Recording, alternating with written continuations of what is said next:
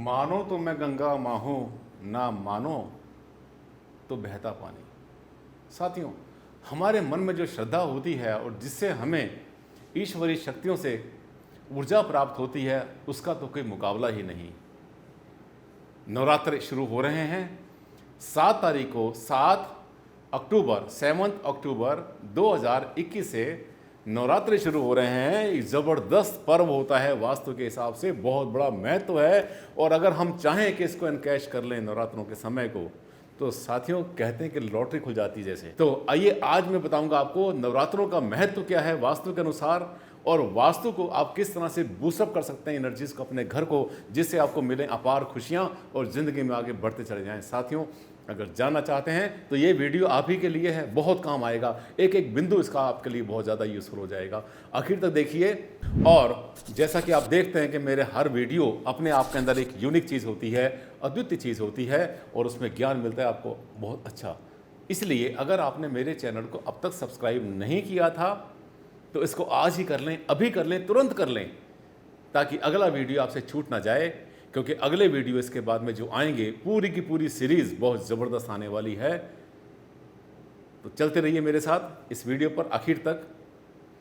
आपसे मैं शेयर करता हूँ एक नई बात वास्तुशास्त्र की, नवरात्रों से संबंधित। देश विदेश में डॉक्टर आनंद भारद्वाज एक पॉपुलर सेलिब्रिटी के रूप में अपनी पहचान बना चुके हैं। डॉक्टर भारद्वाज विश्व के highest qualified vastu consultant, vastu consultancy के क्षेत्र में विभिन्न संस्थाओं, मंत्रियों, विशिष्ट व्यक्तियों, अधिकारियों और संतों से 200 से भी ज्यादा अवार्ड से सम्मानित और सुशोभित।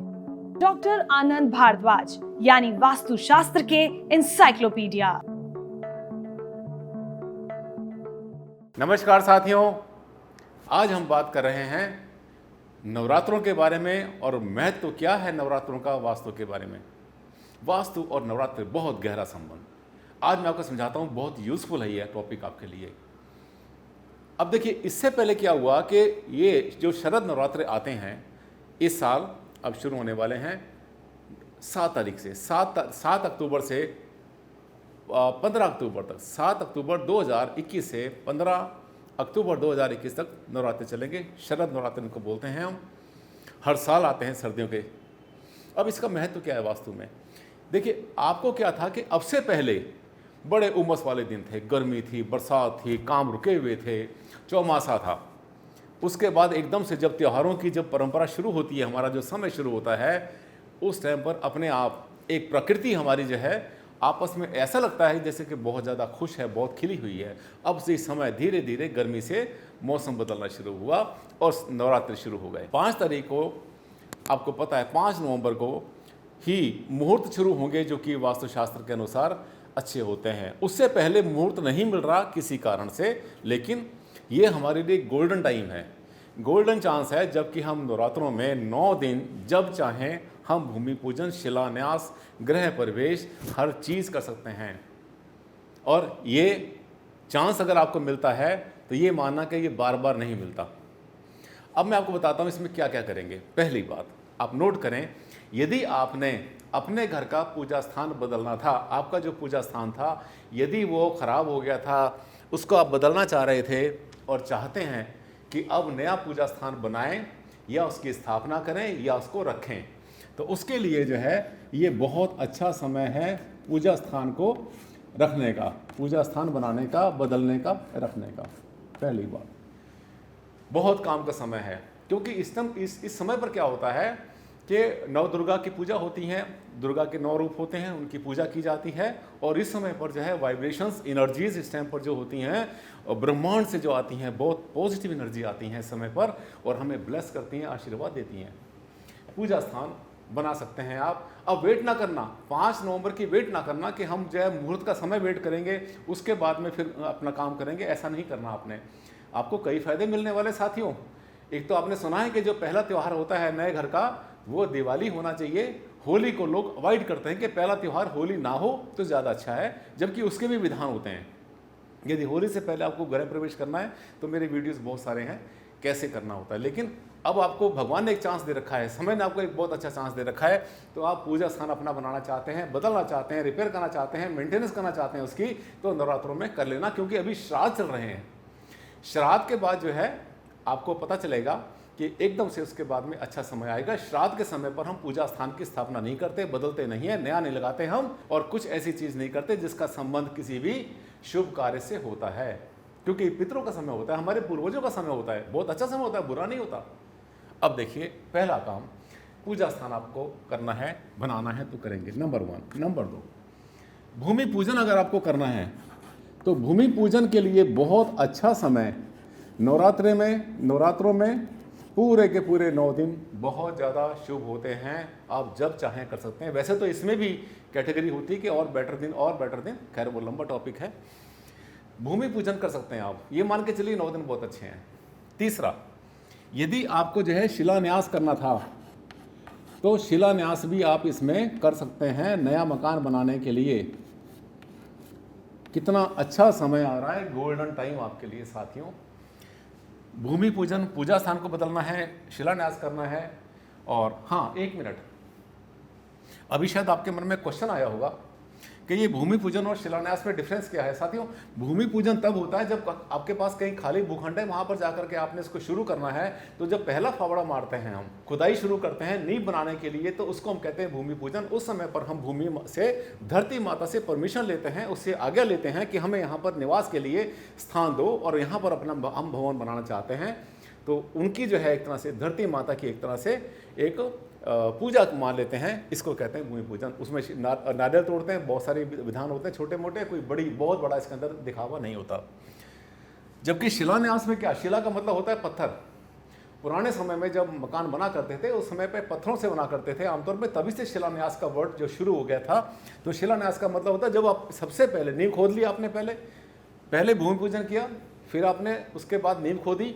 खोदने के बाद में आप जहाँ पे कॉलम आएगा, जहाँ पर आपकी जो है मेन बिल्डिंग जो होगी, आपका भवन होगा, उसकी दीवार जहाँ पर आएगी, वहाँ पर आपने शिलान्यास करना होता है। उसमें जो है 5, 7, 9 ईंटें रखते हैं पंडित जी, और आप खुद भी कर सकते हैं।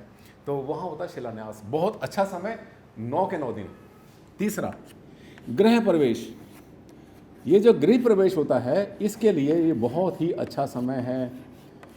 नवरात्रों का फ़ायदा उठा लो, गोल्डन टाइम है, क्योंकि इसके बाद में फिर, क्योंकि अभी मुहूर्त चल नहीं रहे हैं, अभी कोई बहुत अच्छा समय चल नहीं रहा है शुभ कार्यों के लिए। मैंने बोला कि 5 नवंबर से पहले कोई अच्छा समय मिलेगा नहीं, तो आप इस समय पर ये सब कुछ कर सकते हैं और इसमें कोई रुकावट नहीं है। दूसरी बात ध्यान से सुने, इसी समय पर ये दिन 9 दुर्गा के होते हैं। 9 का अंक वैसे भी बहुत ज़्यादा स्ट्रांग होता है, बड़ा बलशाली होता है और बहुत ज़्यादा एनर्जेटिक होता है साथियों। इसमें यदि आप चाहते हैं, आपका जो पुराना मंदिर था, आपके जहाँ पूजा स्थान था, जहाँ पर घर में बना था, अगर वहाँ की मूर्तियाँ खराब हो गई थी, खंडित हो गई थी, टूट गई थी, या किसी वजह से पुरानी हैं और आप उनको बदलना चाहते हैं, तो उसी पूजा स्थान में मूर्तियाँ जो है आप अपनी इस समय पर बदल सकते हैं। पूजा स्थान के अंदर बहुत अच्छा समय है। इसके बाद यदि आपने अपना नया मकान शुरू कर लिया था, लेकिन किसी वजह से आपको रोकना पड़ गया, कोई भी बीच में अटक पड़ गई, और उसको फिर से स्टार्ट करना चाहते हैं लंबे गैप के बाद। कई बार क्या होता है, किसी ने किसी मकान को शुरू किया और वो 6 महीने, 1 साल, 2 साल के लिए बंद हो गया किसी वजह से, उसको जो हम कहते हैं ना, फिर से स्टार्ट करना, रीस्टार्ट करने के लिए भी नवरात्रों का समय बहुत अच्छा होता है। इसको ध्यान में रखें आप। तीसरा, अगर आपको अपने घर में स्तंभारोहण करना है, जिसे हम कहते हैं पिलर बनाना, कॉलम बनाना, तो बहुत अच्छा समय है।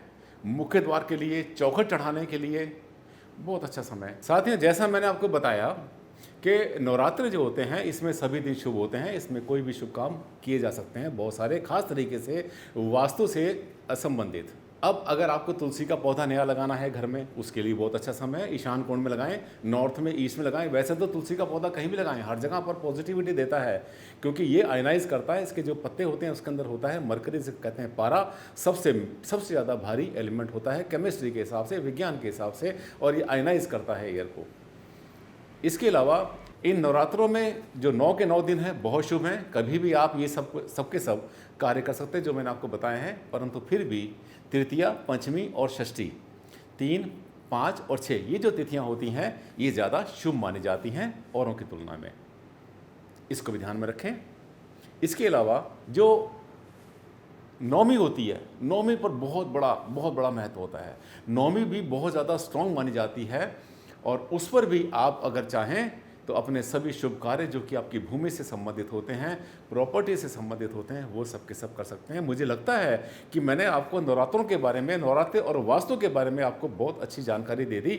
इसका भरपूर उपयोग कर लो। यदि आपको मेरी कोई सलाह चाहिए होती है, कोई मकान बना रहे हैं, नया मकान बना रहे हैं, कुछ भी आपने करना है ऐसा कार्य, तो उसके लिए अगर आपको जो है कस्टमाइज सर्विस चाहिए, टेलर मेड अगर आपको चाहिए, स्पेशल सर्विसेज आप चाहते हैं, वैसे तो मकान अपना बना लेंगे, मेरे इतने वीडियोस हैं, इस पर लोग बनाते हैं, लाखों लोग मकान बना चुके हैं इसको देखकर। पर फिर भी यदि आप बड़ा भवन बना रहे हैं जहां पर कई टॉयलेट बनेंगे, कई रूम बनेंगे, वहां पर बहुत बड़ा खर्चा आपका होना है और आप चाहते हैं कि भारद्वाज जिसे हम कस्टमाइज सर्विस ले लें, स्पेशल सर्विसेज ले लें, तो उसके लिए आपको मैसेज छोड़ना पड़ेगा मेरे व्हाट्सएप पर। ये जो आप नंबर देख रहे हैं, जो स्क्रीन पर स्क्रॉल हो रहे हैं, ये मेरे व्हाट्सएप नंबर हैं। इनके ऊपर आप जो है मैसेज छोड़ दें। फ़ोन ना करें तो ज़्यादा अच्छा है, क्योंकि मैं अक्सर मीटिंग में मेरे पास बिज़ी रहता हूँ मीटिंग में।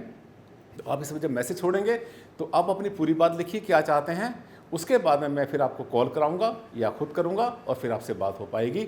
और ये जो सर्विस होती है साथियों, ये पेड होती है। इसकी सर्विस की, इस सेवा की आपको पेमेंट करनी होती है। अगला वीडियो फिर से आएगा हमारा बहुत जल्दी।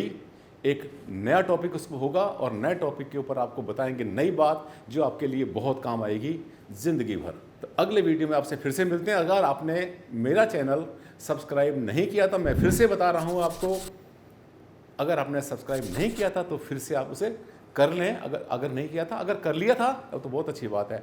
और दूसरी बात, मुझे पता है कि आपको मेरे वीडियो इतने अच्छे लगते हैं कि आप इसको जो है लाइक ज़रूर करते हैं, शेयर भी करते हैं। इससे मेरा हौसला बढ़ता है और मैं अच्छे वीडियो आपके लिए लेकर आता हूँ और आगे भी ऐसे लाता रहूँगा। अगले वीडियो में फिर से आपसे मिलते हैं, तब तक के लिए दें आप मुझे इजाज़त। नमस्कार, धन्यवाद, thank you and take care.